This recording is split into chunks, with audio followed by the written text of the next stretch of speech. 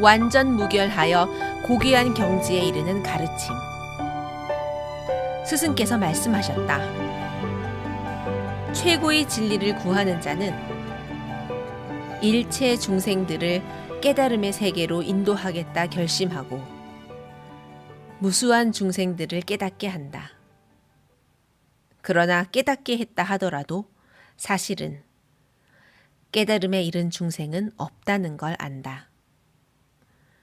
왜냐하면 도인에게는 나라는 생각, 인간, 중생, 목숨이라는 생각, 사상이 없기 때문이다. 인간들이 사상에 대한 생각이 있으면 생각만큼 집착이 있는 것이다. 그러므로 진리를 공부하되 공부가 익으면 진리에도 집착하지 않아야 한다.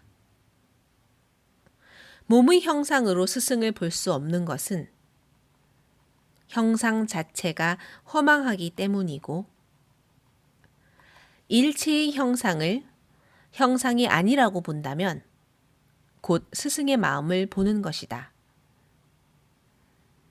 깨달음의 설법은 인식할 수도 없고 설명할 수도 없고 그것은 진리도 아니고 진리 아닌 것도 아니다. 왜냐하면 모든 스승들은 다 무위로서 설법하기 때문이다. 만약 어떤 이가 온 우주에 칠부를 가득 채워 중생들에게 보시하는 것보다 진리의 핵심 구절들을 받아 익히고 그것을 다른 사람들에게 설명해 준다면 이 복덕은 셀 수 없이 큰 것이다. 불가사의한 공덕을 성취할 것이고 모든 세계의 인간과 천신에게 공양을 받을 것이다.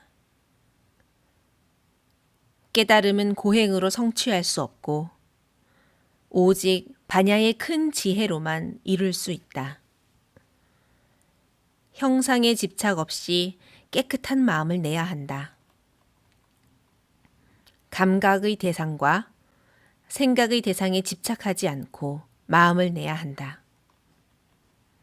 마음이 어디에도 머물지 않고 본래의 마음을 내야 한다. 한 제자가 감동되어 말했다. 스승님, 어떤 사람이 이 경을 듣고 마음이 깨끗해지면 참되다고 생각할 텐데 이 사람은 제일 귀한 공덕을 성취할 것입니다. 그러나 스승님, 이 참되다는 생각은 진짜가 아닙니다. 그래도 스승님께서는 참되다고 하셨습니다. 제자야, 인욕바라밀은 인욕바라밀이 아니라고 스승이 설했다. 그러나 인욕바라밀이라고 한다. 손발이 잘리고 코와 귀가 잘린 성자가 화내거나 원망하지 않음은 사상에 대한 생각이 없었기 때문이다. 그러므로 구도자는 모든 세속 생각을 떠나서 최고의 지혜를 구하려는 마음을 내야 한다. 그리고 상에 머무르지 않고 보시해야 한다. 스승은 참되게 말하는 자이며 다르게 말하지 않는 자이다. 그러나 스승의 설법에는 참도 없고 거짓도 없다. 그러므로 스승은 일체법이 다 진리라고 설한다. 일체법이란 일체법이 아니다. 그래도 일체법이라 한다. 생각도 공한 것이기 때문이다.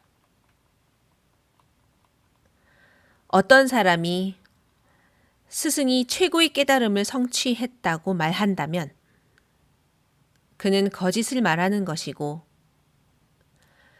사실이 아닌 것에 집착하여 스승을 비방하는 것이다.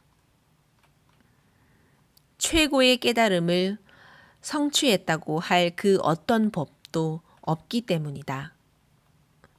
그래도 깨달음을 성취했다고 한다. 최고의 지혜를 깨달은 성자는 온갖 중생의 마음을 다 안다. 갖가지 마음은 공하기 때문이다. 그래서 과거의 마음도, 미래의 마음도, 현재의 마음도 얻지 못한다. 그래서 마음이라 한다. 복덕이라는 게 없기 때문에 법계를 다 교화하여도 받을 복덕이 없다. 복덕이란 이름뿐이다. 그러나 받을 복덕이 많다고 말한다. 스승이 설한 법이 없다. 스승은 얻은 법도 없고 설한 바도 없다. 스승에게는 사상도 없고 개념적인 진리에 집착하지 않는다. 따라서 스승은 법을 설한 바도 없고 가르친 일정한 흔적도 없다. 선법을 닦으면 최고의 깨달음을 얻는다. 선법은 평등하여 높낮이가 없으므로 최고의 지혜라고 한다. 사상이 없어 스승의 지혜가 된다. 선법이라는 것은 선법이 아니다. 그래도 선법이라 한다. 몸을 스승이라 볼 수 없다. 생명으로 스승을 보아야 한다. 형상으로 나를 보거나 음성으로 나를 인식하려 하면 그릇된 길을 가는 자이니 참나로 진리를 찾을 수 없으리. 참나로 스승을 보니 스승은 생명이요 진리의 몸이라. 자아도 없고 생겨남도 없는 법, 무생법을 인욕과 지혜로서 성취한다. 수행자는 복덕이 생기더라도 집착하지 않는다. 그래서 복덕을 받지 않는다고 한다. 깨달음 의식, 열애는 어디로 가는 것도 아니고 어디로부터 오는 것도 아니다. 깨달음 의식이란 있는 그대로의 참모습이다. 구도자는 네 가지 상이 없음을 알고 확신하여 일체 현상에 대해 진리라든가 아니라든가 하는 생각을 내지 말아야 한다. 진리라는 생각은 진리가 아니라고 스승이 설했다. 그래도 생각이라 한다. 모든 유의법은 꿈 같고 물거품 같고 그림자 같고 번개 같다. 형성된 것은 눈의 가물거림 같고 바람 앞의 등불 같고 뜬구름 같다.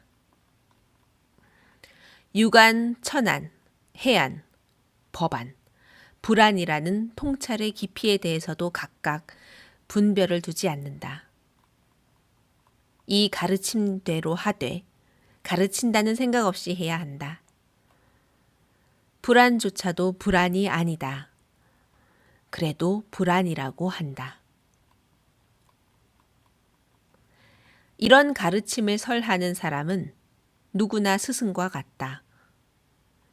이것이 스승에 도달하는 것이고 불가사의한 씨앗을 뿌리는 것이며 불가사의한 과보를 얻는 것이고 금강의 몸을 얻는 것이다.